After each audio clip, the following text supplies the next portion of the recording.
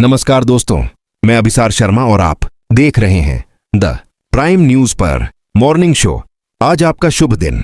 बहुत कम समय में पूरे देश भर की खबरों पर नजर डालते हैं जिनको झूठी बिकी हुई मीडिया आपसे हमेशा छुपाती है।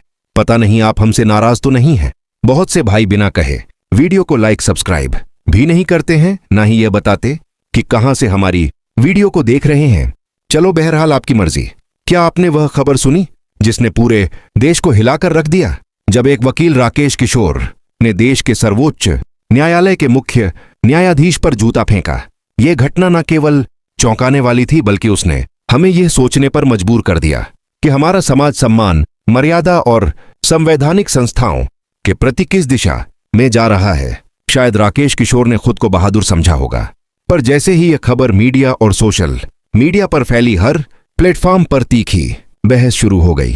तमाम ट्रोल तथा कथित इन्फ्लुएंसर्स और कुछ मीडिया हाउस ने उसे हीरो के रूप में पेश करने की कोशिश की। उनके इंटरव्यू चलाए गए, पक्ष में वीडियो बनाए गए और ट्वीट से उसे बहादुर घोषित करने की होड़ मची, मानो न्यायपालिका पर जूता फेंकना कोई देशभक्ति का काम बन गया हो। घटना के बाद राकेश किशोर भयभीत होकर अपने घर में छिप गए।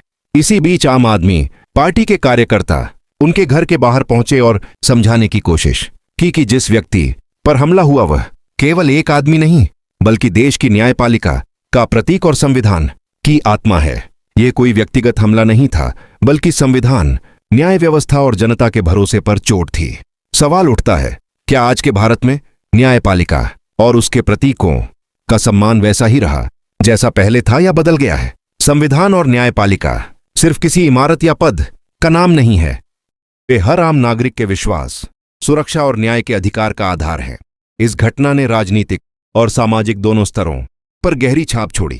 कुछ दलों और नेताओं ने समर्थन दिया, जबकि अधिकांश ने चुप्पी साध ली, और यही चुप्पी आम जनता को सोचने पर मजबूर कर देती है कि जब संविधान पर हमला होता है तो मौन रहना क्या ठीक है। आम आदमी पार्टी के कार्यकर्ताओं का उद्देश्य विरोध नहीं बल्कि यह दिखाना था कि संविधान का सम्मान हर नागरिक की जिम्मेदारी है।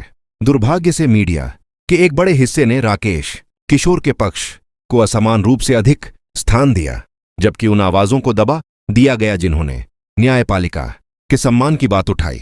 इस सब ने दिखा दिया कि आज मीडिया और सोशल मीडिया किसी की छवि को पल भर में बना या बिगाड़ सकते हैं। आम आदमी पार्टी के नेता सौरभ भारद्वाज ने भी कहा कि राजनीतिक विचारधारा कुछ भी हो, संविधान और न्यायपालिका का सम्मान हर नागरिक का साझा कर्तव्य है। ये घटना हमें सिखाती है कि असली बहादुरी किसी पर हमला करने में नहीं है बल्कि अपने विचारों को शांतिपूर्वक और जिम्मेदारी से व्यक्त करने में है। गुस्से में कानून को चुनौती देना बहादुरी नहीं बल्कि खतरनाक लापरवाही है। संविधान के दायरे में रहकर असहमति व्यक्त करना सच्ची बहादुरी है। राकेश किशोर के कृत्य ने न्यायपालिका और संविधान की गरिमा को ठेस पहुंचाई, पर साथ ही यह भी उजागर हुआ कि संवैधानिक मूल्यों की रक्षा की भावना अभी भी जीवित है, क्योंकि लोगों ने विरोध किया, आवाज उठाई और दिखाया कि देश की असली ताकत उसके कानून और व्यवस्था में है, ना कि अराजकता में। अब मैं आपसे पूछता हूं, जिस तरह से एक वकील ने सर्वोच्च न्यायालय के मुख्य न्यायाधीश पर जूता फेंका, क्या ऐसे व्यक्ति को माफ कर देना चाहिए या सुप्रीम कोर्ट को उसे इतनी कड़ी सजा देनी चाहिए कि भविष्य में कोई भी घटना घटाने से पहले 100 बार सोचे? आपकी राय इस मुद्दे पर बेहद अहम है, क्योंकि न्याय और संविधान पर हमला केवल एक संस्था पर नहीं बल्कि हम सबके भरोसे पर हमला होता है। जवाबदेही किसकी है?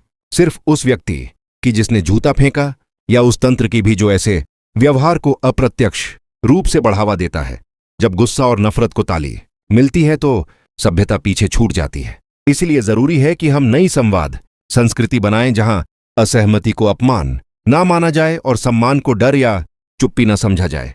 हमें आने वाली पीढ़ियों को सिखाना होगा कि ध्यान आकर्षित करने के लिए किसी बड़े संस्थान को अपमानित करना सही रास्ता नहीं, लोकप्रियता नहीं बल्कि जिम्मेदारी असली पहचान है। हमें मानना होगा कि कानून का सम्मान और डर दोनों आवश्यक हैं। पहले लोग न्यायालय के नाम से सच्चाई की उम्मीद रखते थे, पर आज सोशल मीडिया पर हर कोई खुद को जज मानने लगा है और फैसला अदालत से पहले ट्रेंड में आ जाता है। यह प्रवृत्ति खतरनाक है क्योंकि इससे जनता का भरोसा कमजोर होता है। यह भी ध्यान रखना होगा कि हमारी न्याय व्यवस्था पहले से ही दबाव में है। लाखों मामले लंबित हैं और लोग न्याय के लिए वर्षों तक इंतजार करते हैं। ऐसे में उस व्यवस्था पर हमला करना अपने ही न्याय के अधिकारों को कमजोर करना है। आलोचना और अपमान में बारीक फर्क होता है, उसे समझना और बनाए रखना जरूरी है।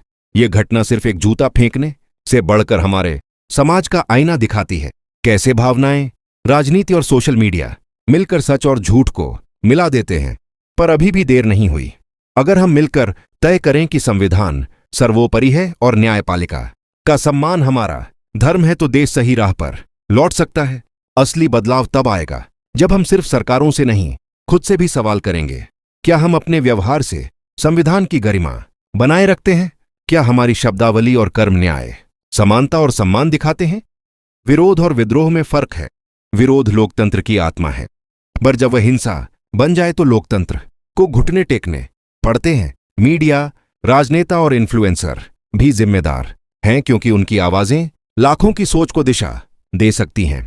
यदि वे ऐसे कृत्यों को प्रोत्साहित करेंगे तो अराजकता बढ़ेगी, लेकिन यदि वे न्यायपालिका के सम्मान की बात करेंगे तो आने वाली पीढ़ियां न्याय की ताकत में विश्वास करना सीखेंगी। अब जरूरत है सामूहिक संकल्प की। मतभेद रखें पर मर्यादा ना तोड़ें। सवाल पूछें पर संस्थाओं का अपमान ना करें। बदलाव चाहिए पर कानून की मर्यादा में रहकर। इस घटना को सिर्फ खबर ना माने बल्कि सीख के रूप में लें। यह सिखाती है कि सम्मान, विवेक और जिम्मेदारी किसी लोकतंत्र की सबसे बड़ी ताकत है। यदि यह विचार आपको सोचने पर मजबूर करता है तो इसे फैलाइए, ताकि जागरूकता बढ़े और लोग समझें कि संविधान का सम्मान सिर्फ अदालतों का नहीं, हम सबकी जिम्मेदारी है। ऐसी घटनाओं से हमें ये सबक लेना चाहिए कि हमारी शिक्षा प्रणाली, समाज और राजनीति इस भावना को कमजोर तो नहीं कर रहे। जब एक शिक्षित व्यक्ति भी न्यायपालिका पर हमला करने को सही ठहराने लगे तो यह केवल उसकी व्यक्तिगत गलती नहीं बल्कि सामूहिक सोच की कमजोरी है। हमें अब उस सोच को बदलना होगा। हमें अपने बच्चों को सिर्फ पढ़ाई ही नहीं बल्कि संविधान की आत्मा भी सिखानी होगी। देश की ताकत बंदूकों या नारों में नहीं बल्कि व्यवस्था और अनुशासन में होती है। यह भी सच्चाई है कि असंतोष बढ़ रहा है और लोग न्याय से निराश हैं, पर निराशा का जवाब हिंसा नहीं है। असली क्रांति तब होती है जब हम अपने भीतर बदलाव लाते हैं, सिस्टम पर दोष मढ़ने के बजाय स्वयं सुधार शुरू करते हैं। सम्मान केवल संस्थानों का नहीं बल्कि विचारों का भी होना चाहिए। असहमति हो तो संवाद कीजिए, तर्क दीजिए, सबूत पेश कीजिए। अपमान और हमला किसी भी लोकतांत्रिक सोच के अनुकूल नहीं। आज सोशल मीडिया ने हर व्यक्ति को बोलने की आजादी दी है, पर उसके साथ जिम्मेदारी भी आई है। हमें तय करना होगा कि हमारी आवाज समाज को जोड़ रही है या बांट रही है। एक सच्चा नागरिक वही है जो अपने अधिकारों के साथ अपने कर्तव्यों को भी गंभीरता से निभाता है। संविधान ने जो स्वतंत्रता दी है उसका अर्थ यह नहीं कि हम किसी भी संस्था या व्यक्ति पर हमला कर दें। इसका अर्थ है कि हम अपनी असहमति को शालीनता, तर्क और विवेक के साथ रखें। जब समाज विवेक खो देता है तो भीड़ कानून बन जाती है, और जब भीड़ कानून बन जाती है तो न्याय मर जाता है। आज हमें उस मौन बहुमत को आवाज देने की जरूरत है जो सही को सही और गलत को गलत कहने से डरता है। परिवर्तन हमेशा भीड़ से नहीं बल्कि कुछ जागरूक लोगों से शुरू होता है। यदि हर नागरिक अपनी जिम्मेदारी समझे और दूसरों के अधिकारों की रक्षा करे तो देश का चरित्र बदल सकता है।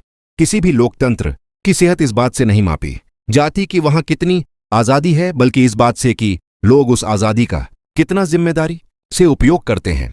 यदि समाज संस्थानों का आदर करना भूल जाए तो अंततः वह अपने ही अस्तित्व को कमजोर कर देता है। इसलिए अब समय है आत्ममंथन का। हम सभी को खुद से सवाल करना चाहिए कि क्या हम अपने देश के प्रति उतनी ही निष्ठा रखते हैं जितनी अपेक्षा करते हैं।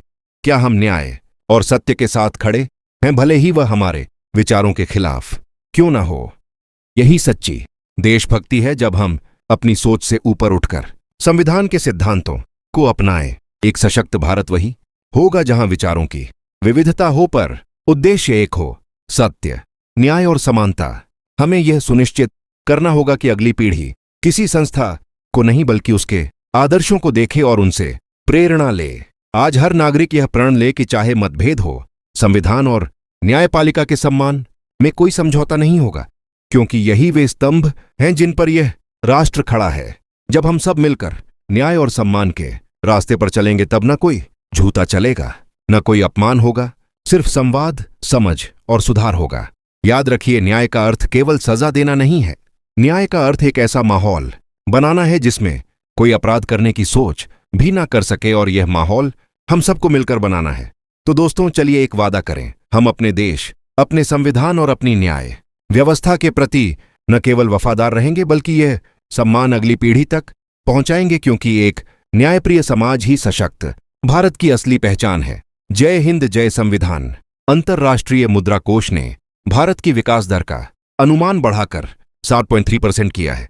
दिल्ली में प्रदूषण खतरनाक स्तर पर है और सुप्रीम कोर्ट ने सरकार से जवाब मांगा है। अंतर्राष्ट्रीय मोर्चे पर इजरायल और हमास के बीच संघर्ष जारी है।